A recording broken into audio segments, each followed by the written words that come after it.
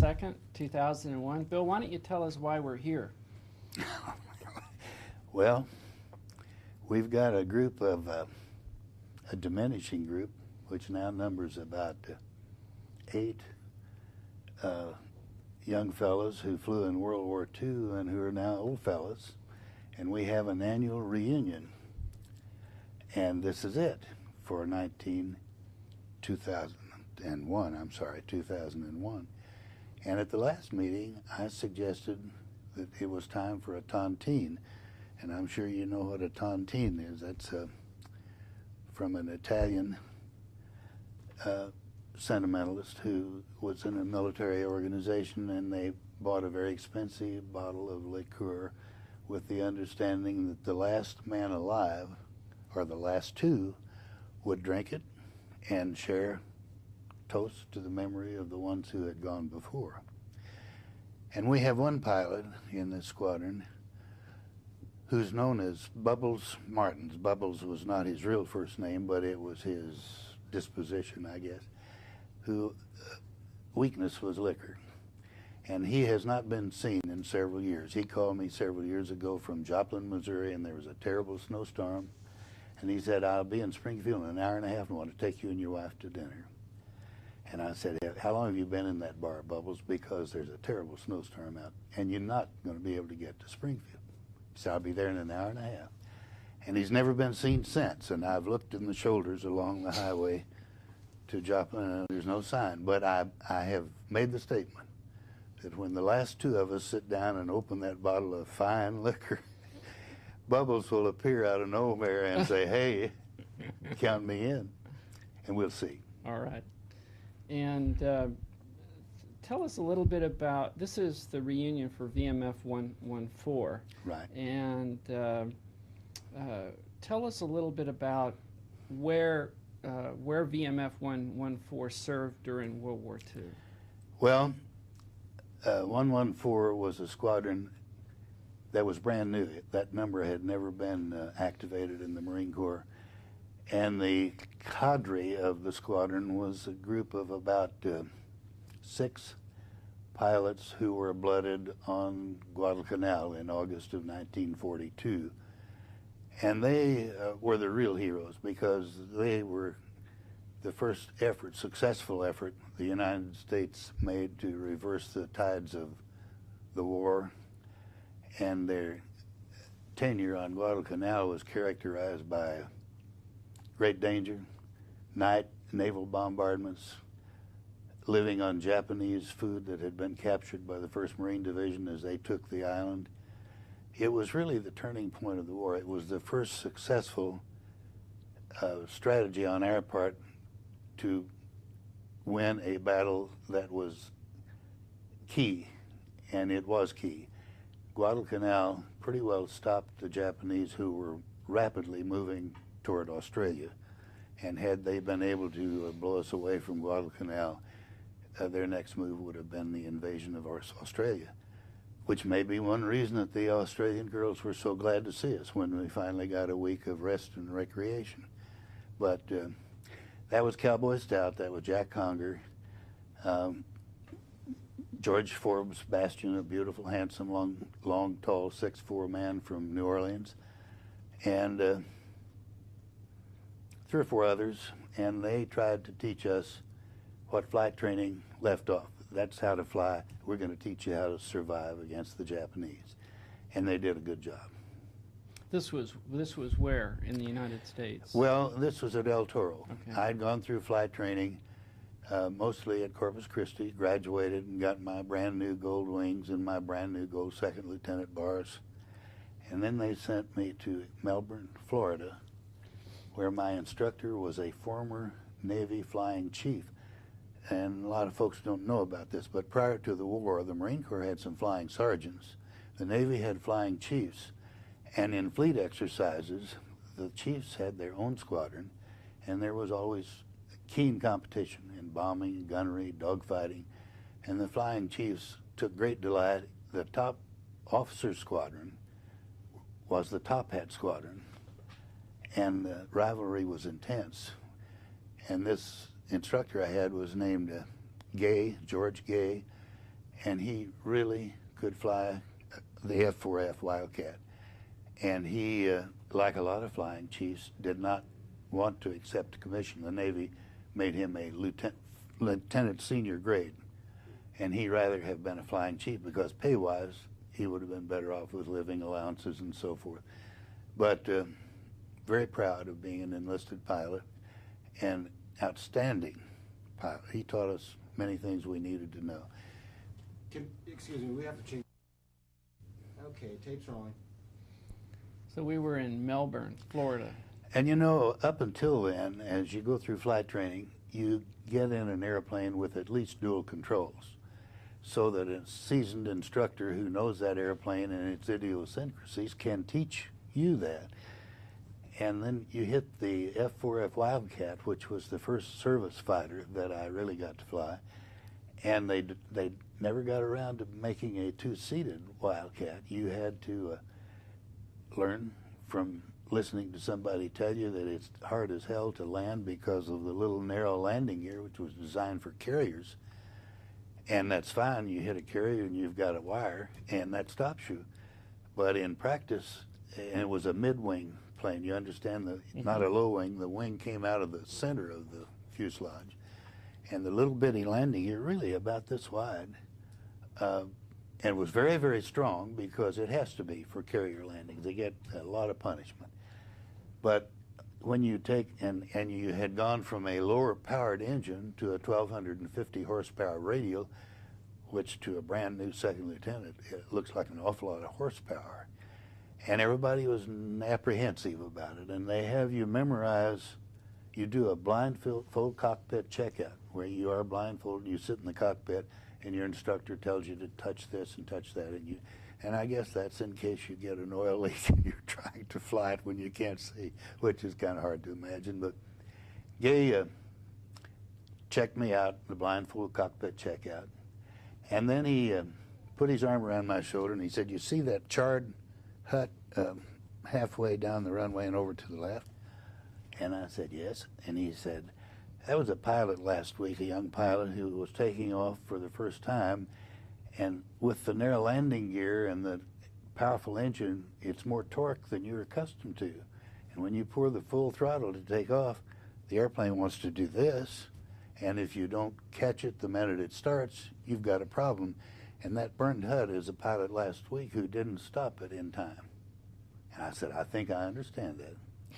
And I am proud to say I never ground looped the F-4F, which is something to be proud of. And Gay taught us aerial gunnery, and then we go out to sea and fire at the target, sleeve towed by another airplane. And each pilot has a different color on his bullets. They put colored wax on the nose of your bullet. So if you have red wax, you know how many shots you hit the sleeve with. And the other fellows have blue and yellow and black. And we'd turn around and fly back. And Gay we do tail chase on the return flight, which is a great way to learn how to fly the airplane, because he'll do loops, he'll do rolls, he'll do lazy eights, he'll do everything in the world, and you just follow him exactly. Each plane is directly behind the other. And we were flying back one day, and the F-4F does not have a floor in the cockpit. You've got a couple of boards that your feet rest on to the rudder bars, but the bilge, as the Navy likes to call it, is below that. And if you drop anything, it goes all the way to the bottom. And Gay, like Joe Foss, flew with the stub of a cigar in his mouth. Now, you people are all young, and you don't realize that there are a lot of people who use that as a subterfuge. They know that a lot of folks think chewing tobacco is crude, but they can keep a stub of a cigar in their mouth, and they're not considered chewing tobacco, which is really what they're doing. Anyway, we were flying back, and we'd been doing the tail chase, and Gay rolled over on his back. I rolled over on my back. He rolled back. We flew on, did this again. We finally landed and got out, and he said, "Well, how'd the hop go?" And I said, "Well, fine. Tell me about this half roll and then back. That's something I never done. I just was curious about." And he thought a minute, and he laughed. He said, "I didn't even think about that." So I dropped my cigar. I rolled over and tried to catch it. And it made sense, you know. But he also saw that we learned night flying with a battery truck and blackout lights. He said, this is the way it's going to be in combat, and this is the way you need to learn it. And it's a little bit riskier, but he's right. That's the way you need to learn it. And I never have seen the man since I left. I don't know if he survived the war. I hope he did. When did you first see the Corsair? Well, I was at Melbourne flying the F-4F with Lieutenant Gay and Charlie Kuntz, who was a dear friend of mine from Springfield and who had gone into Marine aviation about a year and a half ahead of me. I worked part-time in a men's clothing store while I was in college, and Charlie bought clothes from me, and that's how we got acquainted. And Charlie went through one of the first classes in Corpus Christi, and when the base was building, and he's got many colorful stories to tell you that I won't repeat here, but because some of them aren't appropriate. But he called me out of a clear blue sky, and he said, I know that you're in Melbourne, and I'm up in Jacksonville. I'm just back from the Pacific, and I've got I'm teaching officers how to fly the Corsair. And he said, I thought I'd fly down tomorrow afternoon if you think your instructor would give you the afternoon off. And, you know, we'll go ahead and have a few drinks and old times. And he said, can you do that? And I said, I sure think so, and I thank you. And I talked to Lieutenant Gay about it. And Charlie had gotten 8 enemy planes on his first. He was at the Battle of Midway flying the Brewster Buffalo, the F-2A, which was the world's worst fighter plane. And we gave a whole bunch of them to Russia early in World War II, and I think that's where the distrust began between the United States and Russia. They thought it was a Trojan horse type gift. Anyway, Charlie knew at Midway, as all our pilots did, that the attack was coming. We'd broken the Japanese code. He and his squadron, the last squadron of the Marine Corps to fly F-2As, were at altitude waiting for the Japanese planes to come in. And finally, here they came, a flight of Kates, bombers. And Charlie made a high side run and flamed a Kate. And he pulled back up, and he made another high side run, and he flamed another Kate. And he thought, I'm going to be an ace by dark. And he said the zeros hit him. And he told me in a letter, he said, we know we can't turn with a zero. We're told if there's a zero on her tail, you roll over and give it full throttle for the deck because you can outdive them. So he said, tracers were going by me and my plane was hit, and I rolled it over and gave it full throttle, and there were 3 zeros on my tail. And the first zero emptied his guns into me, passed me straight down. The second emptied his guns into me, passed me. He said, so much for being able to outdive them. And he had been wounded. A 20-millimeter cannon shell exploded in his cockpit, and he had some small wounds in his legs and a little around his neck. There was armor plate behind him, which saved his life. He landed on the runway at Midway, wheels up. He couldn't get his wheels down. There were 200 bullet holes in his airplane, and they sent him into Honolulu after the battle for a few days' rest. And this was June the 6th, 1942. And in August, he was at Guadalcanal flying the F-4F, a much better airplane, against the Japanese, and went on to be one of the Marine Corps' outstanding pilots. Stayed in the Marine Corps as a career. He's got every medal the Navy and Marine Corps offer, with the exception of the Medal of Honor. At one point, Guadalcanal, he was on fire, and he didn't want to bail out because the Japanese would shoot pilots in parachutes. And he side-slipped to keep the fire out of the fire was in his engine. Side-slipping blew the flames this way. And that worked fine, and you also can lose altitude very rapidly. But as you get close to the ground or the water, you have to straighten out to land, and when he straightened out, the flames came right back into the cockpit, and he went over the side. He was maybe 150 feet high. And I said, gosh, Charlie, I'm not sure I would have thought of that. And he said, you didn't have to think about it. The flames gave you no alternative. His chute popped, and on the downswing he hit the water, which is calling it pretty close. But I was a hero. It was the first time any of us had seen a real live Corsair.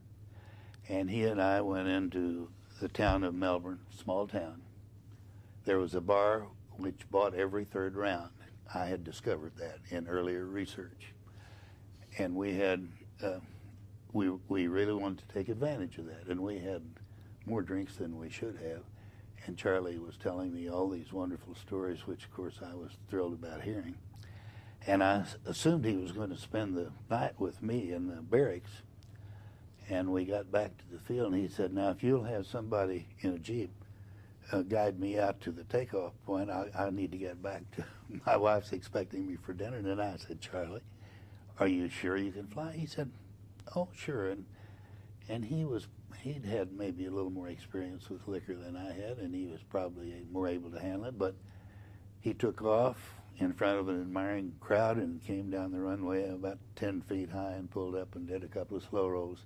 And we just gave him a standing ovation. He went back out to the Pacific, and he was a squadron commander 3 or 4 different times, flew in the Philippines, flew in Okinawa, and outstanding record. He died a couple of years ago of cancer, and he was just sure he was going to defeat that, but you hadn't come along, Pat, quite No, I yet. met him. I met him. No, I know you met him in Orange County. Yeah, in Orange. But I mean, your cure for cancer hadn't been perfected. Oh. So keep working hard. All right.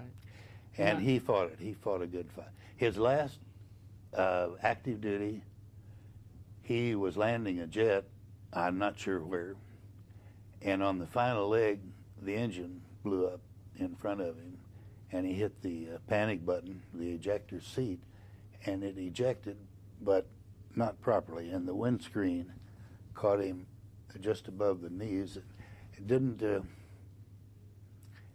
break his legs, but he couldn't walk after that except with a great deal of effort. He still played a little golf.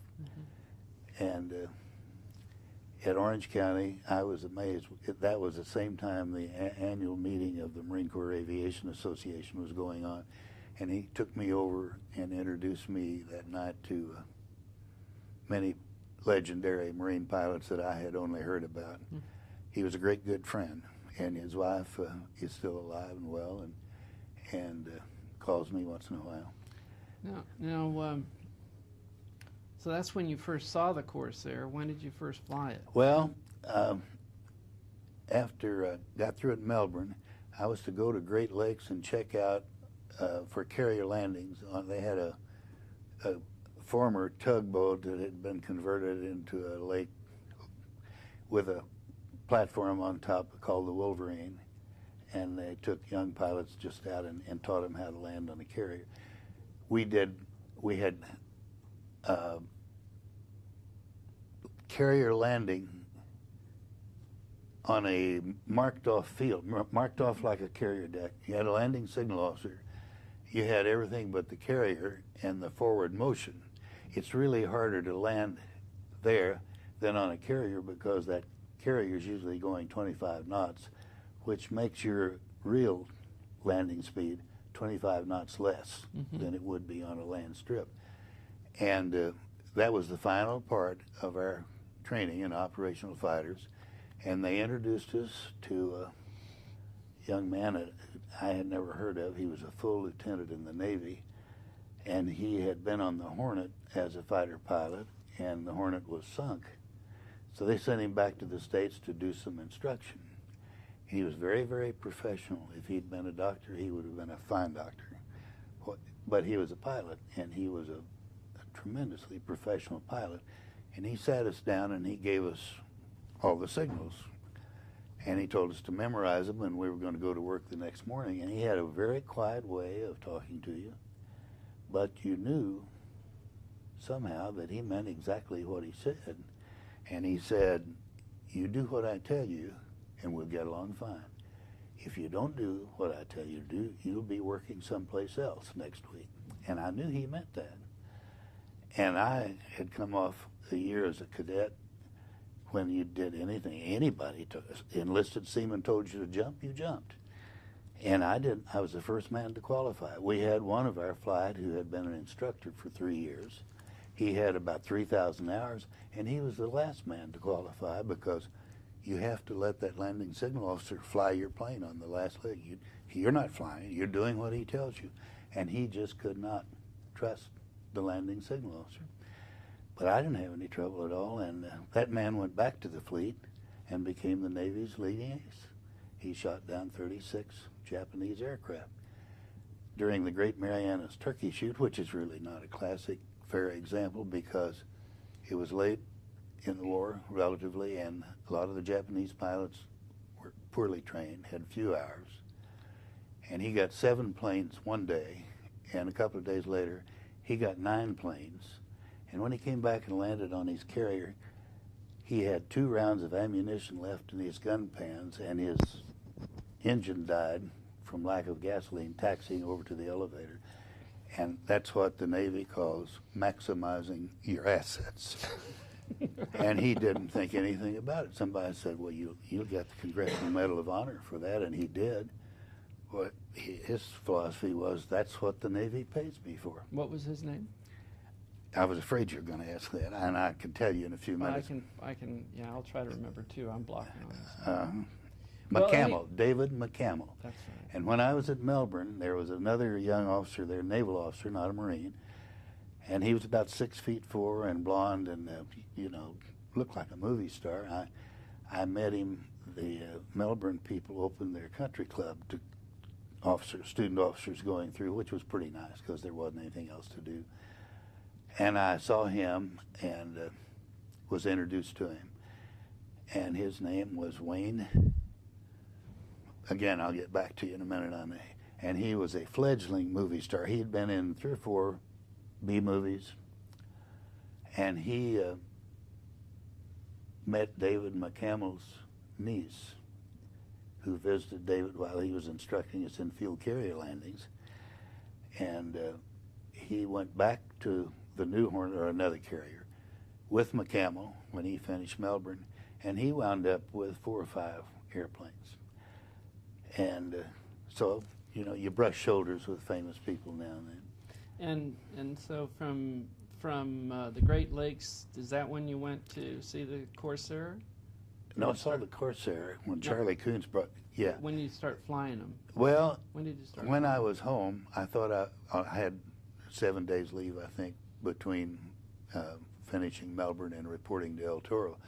I thought I was going to report to Great Lakes, and my orders were changed, and I was sent to El Toro because all of a sudden we were running out of carriers, and the Marine squadrons were being based on islands. And so I went straight to El Toro, and I was in a pilot's replacement pool at a place called Miramar. You lived in nice quarters. BOQ was nice. Dining facilities were nice. Slot machines all over the place. Drinks were 15 cents.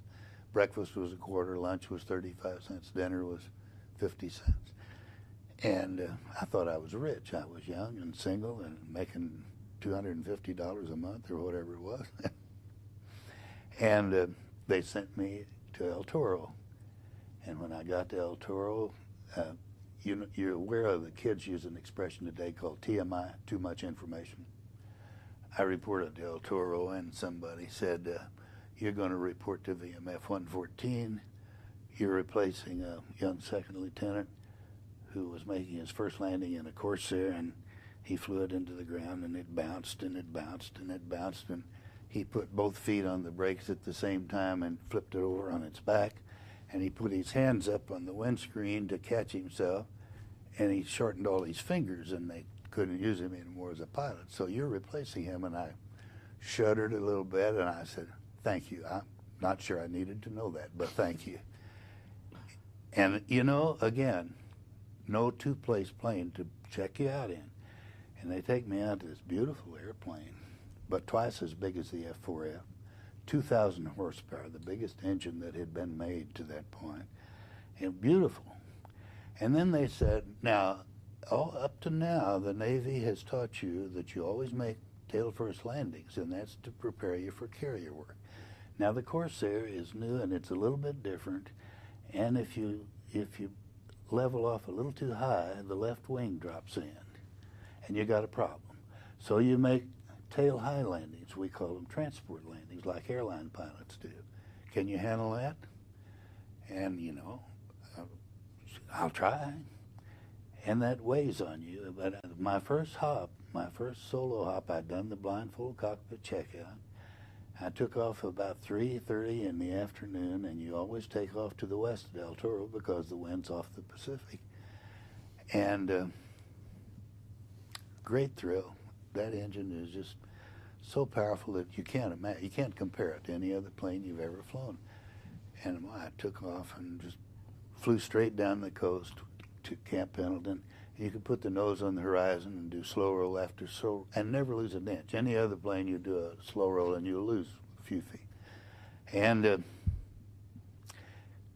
was terribly impressed. And I came back. As I came back to El Toro, I saw 4 P-38s coming toward me, and they were about 4,000 feet beneath me. And you know, you're a hot pilot, you're a kid, you think, I want to show those Army boys something about speed. I rolled over to do an overhead run on them, and I miscalculated. I was a little higher than I thought, and I had to hold my dive steepness a little bit more longer, and I went behind them, behind the fourth plane, maybe 50 feet, and so close that it scared me a little bit. And I don't think they saw me until I flashed through. And then I realized I was a lot closer to the ground than I had thought I was.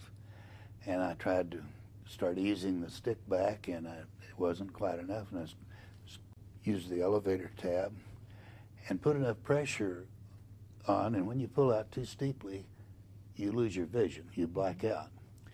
And I blacked out, and I knew I was going just about straight up, and I knew those P-38s were someplace up there, and I couldn't do one thing. I eased off a little bit, and my vision was just returning, and I went right in the middle of the 4 in the one space, and they probably thought I was about the hottest pilot in the whole world, or the biggest damn fool, which was closer to the truth, and it scared me. And I was very cautious all the way going back to El Toro, and I think that was the first time I said, "Thank you, God." And I came into land, and the Corsair, first Corsairs, you have cowl flaps to let your engine cool, and you open those to land. And the first Corsairs had cowl flaps all around the top of the engine, and when you opened them, the rocker boxes threw oil on your windshield.